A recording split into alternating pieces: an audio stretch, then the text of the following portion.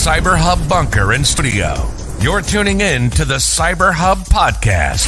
And now for your host and CISO, James Azar.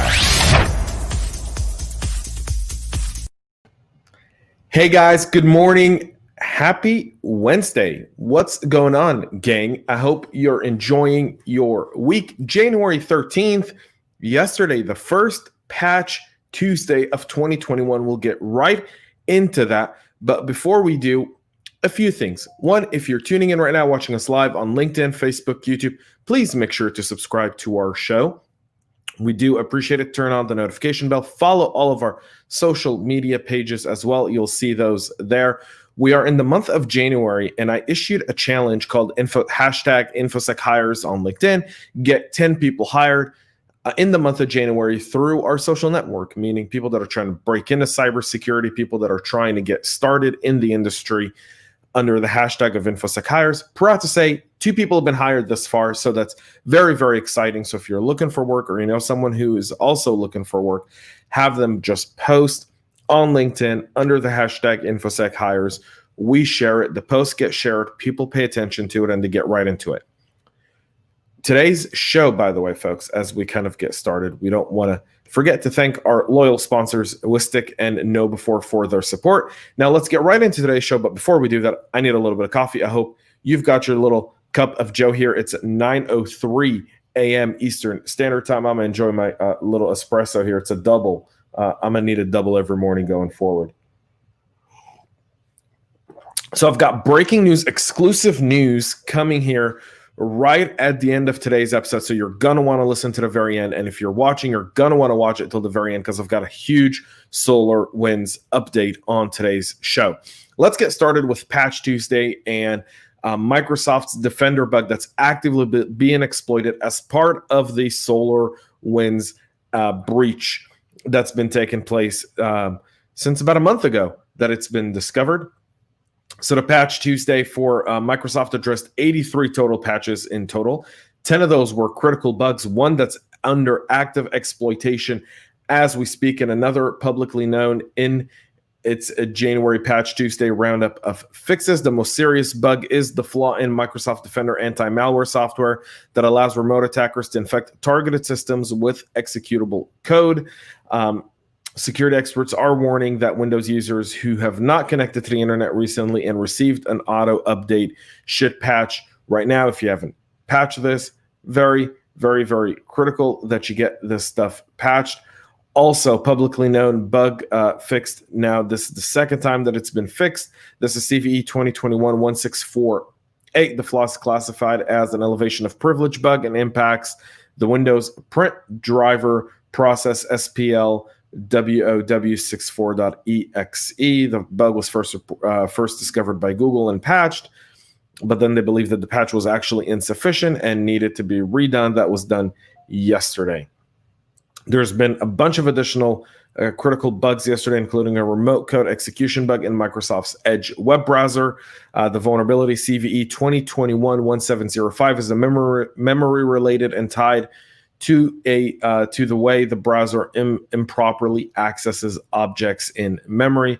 There's additional critical bugs that were tied to the Windows graphics interface, CVE 2021-1665 and 2021-643, as well as 2021-668. All in all, 5 January Patch Tuesday flaws, CVE 2021-1658, 1660, 1666 and 1667 and 1673 were each remote procedure to call bugs have all been patched as well. That's great. So get your systems patched. I know that's difficult. I know that sometimes that takes a little longer time, but we can get it done. For those watching us live or for those even watching this later or listening later, comment. I'm trying to kind of get an idea of what are some of your best practices around patch management. So if you comment, we'll feature those on the show as we go through today as well. So we'll continue with Patch Tuesday, and Adobe fixes critical code execution vulnerabilities in its 2021 first major patch round. So yesterday, everyone was celebrating Patch Tuesday. What a celebration, folks, to patch, and patch some more. So Adobe's first major batch of security updates in 2021 resolves 7 critical bugs that can lead to code execution. On Tuesday, the tech giant released separate security advisories describing the vulnerabilities now resolved in 7 products. The impacted software is Photoshop, Illustrators, Animate, Bridge, InCopy, Captivate, and Campaign Classic. The first security fix has been applied to the Photoshop image creation software on Windows and Mac OS devices, tracked as CVE 2021-21006. The critical heap based buffer overflow bug can be abused to trigger arbitrary code execution. I left my text on. I don't know why I did that, but either way, if you heard a little ping, that's me. Now quieted down. The beauty of doing a live show and the challenges of doing that as well. So Adobe automatic updates is critical with Adobe. They don't typically impact the rest of the business, especially on most of these. So get those done. Now we move to 2 major stories around SolarWinds. I've got a breaking story coming right after this one, so you're going to want to stay tuned for it. Mimecast discloses a certificate incident possibly related to the SolarWinds hacks, although unsure. According to Mimecast, it learned from Microsoft that hackers had compromised a certificate used to authenticate Mimecast Continuity Monitor, Internal Email Protect, and Sync and Recover products with the Microsoft 365 Exchange web services. As a precaution, Mimecast is asking about 10% of its customers to delete that certificate and reestablish it. It doesn't make any impacts on the performance of your email or any email flows or whatnot, but they are asking people to do that.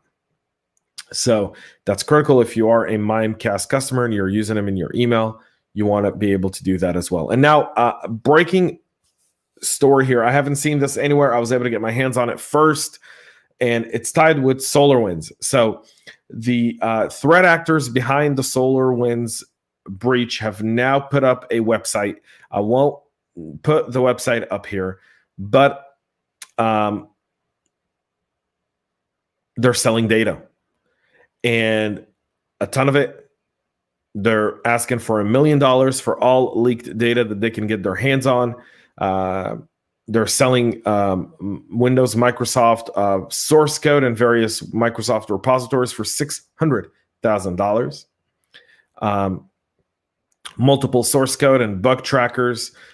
Very interesting aspect of this is this really happening? Can you provide proof? They're saying yes and yes. And so now we know that this data is live and available, and people are trying to sell it. So again, the SolarWinds data is no longer, they're selling FireEye tools for, I believe, $50,000 for the FireEye private red team tools, source code, binaries, and documentation. We got our hands on this a little earlier this morning, been able to kind of look it through. We've actually sent an email to the threat actors, hoping to better understand what they stand.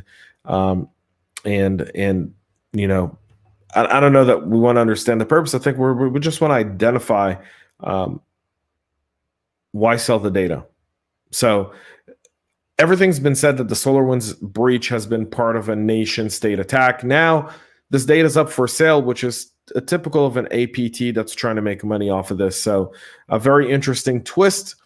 I don't think a lot of people expected to see something like this up, but it is up, alive, and kicking. So something very interesting to keep in mind, folks. That's it for our practitioner brief here today. Thanks so much for tuning in. Thank you so much for listening. You can subscribe and turn on the notification bell to watch us live on YouTube every single day, 9 a.m. Eastern Standard Time. You can also comment, let us know the stuff that you care about the most. We'll be back with more tomorrow to close off this week. And Friday, I've got another great episode of Tech Corner today at 2 p.m. Eastern Standard Time. Our CISO Talk podcast, a completely different podcast you got to subscribe to if you haven't done so. Please go do so now. Episode 100 with the awesome Naomi Buckwalter. If you watch us on LinkedIn, you know Naomi and I do a weekly podcast every Thursday at 11 a.m. with Renee and Chris called CISO Thursdays, and we kind of talk about breaking into cyber, and that's where the Infosec Hires Challenge was born from. So episode 100 of CISO Talk, very, very exciting day.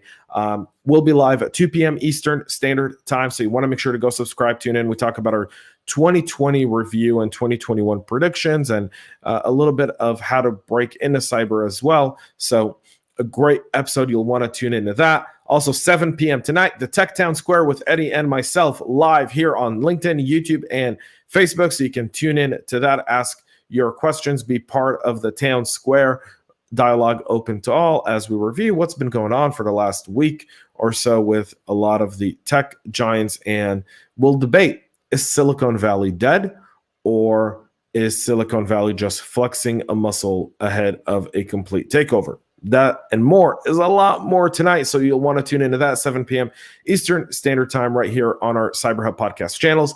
Until then, folks, thanks so much for tuning in. Thanks so much for watching and listening, and most importantly, stay cyber safe. We love feedback, so make sure to connect with us on social media and subscribe to our podcast on your favorite podcast listening platform.